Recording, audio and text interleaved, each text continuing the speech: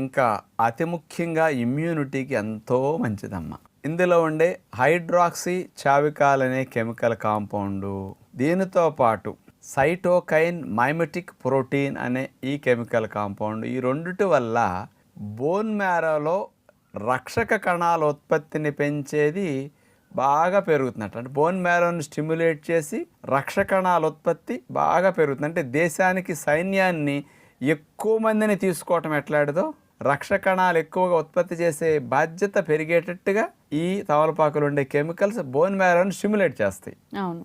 ఇవి వేటిని ఎక్కువ ఉత్పత్తి చేస్తాయి ఈ రెండు కెమికల్ కాంపౌండ్స్ అంటే టీ లింఫోసైట్స్ మరియు యాంటీబాడీస్ని బాగా ఉత్పత్తి చేసే బి సెల్స్ని ఈ రెండుటి సంఖ్య గణనీయంగా రంగంలోకి దూకేటట్టు చేయడానికి బాగా ఉపయోగపడుతుంది. అందుకని తమలపాకు అప్పుడప్పుడు వేసుకుంటే ఇమ్యూనిటీ బాగా బూస్ట్ అవుతుంది. దీనితో పాటు